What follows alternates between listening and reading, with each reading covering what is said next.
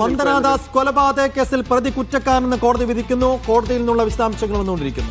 കുറ്റക്കാരനാണെന്ന് വിധിച്ചു കഴിഞ്ഞാൽ തീർച്ചയായിട്ടും വളരെ ക്രൂരമായ കൊലപാതകമായിരുന്നു ഇത്. അതുകൊണ്ട് തന്നെ വളരെ കനത്ത ശിക്ഷ കിട്ടാനുള്ള സാധ്യത കൂടിയുള്ള ഒരു കേസാണ്.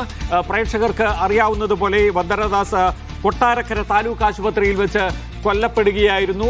ഡ്യൂട്ടിക്കിടെ കൊല്ലപ്പെടുകയായിരുന്നു 2023 മെയ് 10. അതെ, 2023 മെയ് 10 ഹൗസ് സർജനായിരുന്നു ഡോക്ടർ വന്ദനാദാസ്. പ്രതി കുടവട്ടൂർ സ്വദേശിയും സ്കൂൾ അധ്യാപകനുമായ സന്ദീപാണ്. പോലീസുകാർ വൈദ്യപരിശോധനയ്ക്കായി ആശുപത്രി എത്തിച്ച സമയത്താണ് ഈ കൊലപാതകം. അതെ, മദ്യപിച്ച് വഴിയിൽ പ്രശ്നമുണ്ടായതിന്റെ പേരിൽ അദ്ദേഹത്തെ കസ്റ്റഡിയിലെടുത്ത് വൈദ്യപരിശോധനയ്ക്ക് ആശുപത്രിയിൽ എത്തിച്ചപ്പോഴുണ്ടായിട്ടുള്ള ഒരു ആക്രമണമായിരുന്നു. വളരെയധികം കേരള ജനതയെ തന്നെ ആകെ വിഷമത്തിലാക്കിയ, ഒരുപക്ഷെ ഏറ്റവും അധികം ദുഃഖിപ്പിച്ച ഒരു വിയോഗമായിരുന്നു ഡോക്ടർ വന്ദനാദാസിന്റേത്. അതുകൊണ്ട് തന്നെ സന്ദീപ് കുറ്റക്കാരൻ ഇപ്പോൾ കോടതി കണ്ടെത്തിയിരിക്കുന്നു. പക്ഷേ ശിക്ഷാവിധി ഉണ്ടാകുമെന്ന് കൂടി അറിയാം. ലിജോ റോളൻസ് ശരിയാണ്. ലിജോ, എന്താണ് ഇപ്പോൾ കിട്ടുന്ന വിവരങ്ങൾ?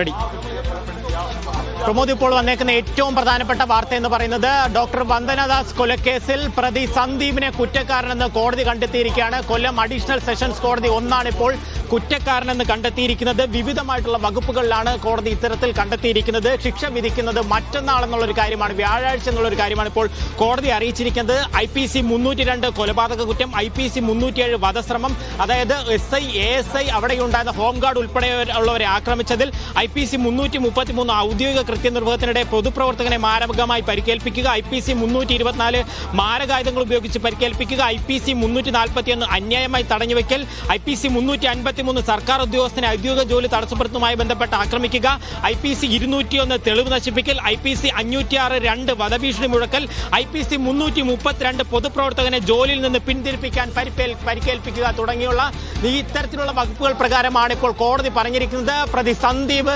കുറ്റക്കാരനാണെന്നുള്ള ഒരു കാര്യം കോടതി പറഞ്ഞിരിക്കുകയാണ്. ഇതിൽ തന്നെ കുറ്റം വിധിക്കുന്നത് കേൾക്കുന്നതിന് വേണ്ടി വന്ദനയുടെ പിതാവും മാതാവും കോട്ടയം എല്ലാ കുറ്റങ്ങളും തെളിഞ്ഞു എന്ന് പറയുന്നുണ്ടോ? ആ കുറ്റങ്ങൾ ഏതൊക്കെ തെളിഞ്ഞു എന്നുള്ള ഒരു കാര്യം ഇപ്പോൾ കോടതി പറഞ്ഞിട്ടില്ല. പ്രതി കുറ്റക്കാരനാണ് എന്നുള്ള ഒരു നിരീക്ഷണമാണ് നടത്തിയിരിക്കുന്നത്. ഇനിയിപ്പോൾ പ്രതിഭാഗത്തിന് പരമാവധി ശിക്ഷ നൽകണമെന്നുള്ളൊരു കാര്യം കോടതിയിൽ അത് എഴുതി അറിയിക്കുക, വാദമായി അറിയിക്കാനുള്ള ഒരു അവസരം കോടതി നൽകും. അതുപോലെ തന്നെ വാദിഭാഗത്തിന് പരമാവധി കുറച്ച് പ്രതിഭാഗത്തിന് ശിക്ഷ കുറച്ച് വേണമെന്നും വാദിഭാഗത്തിന് പ്രോസിക്യൂഷന് പരമാവധി ശിക്ഷ നൽകണം എന്നുള്ളൊരു കാര്യം ആവശ്യപ്പെടാൻ കഴിയും.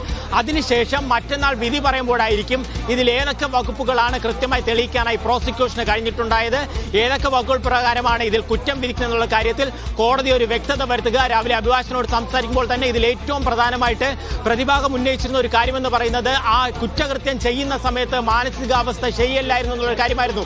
സുപ്രീം കോടതി വരെ അതിൽ നിയമ പോരാട്ടങ്ങൾ നടന്നതിന് ശേഷം കേരളത്തിലെ തന്നെ ഏറ്റവും പ്രമുഖരായിട്ടുള്ള ഡോക്ടർമാരുടെ നേതൃത്വത്തിൽ ഒരു മെഡിക്കൽ സംഘം രൂപീകരിച്ച് 15 ദിവസത്തോളമാണ് പ്രതിയെ നിരീക്ഷിച്ചത്.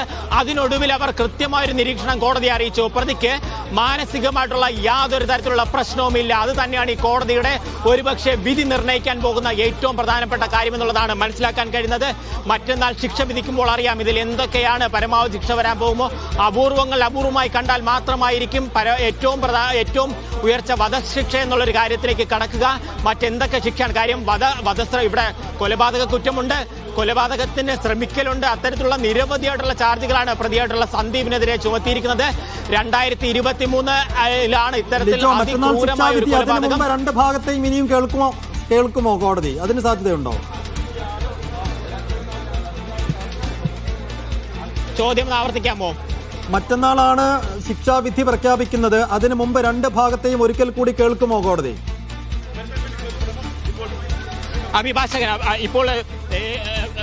അഭിഭാഷകൻ തന്നെ വരികയാണ്.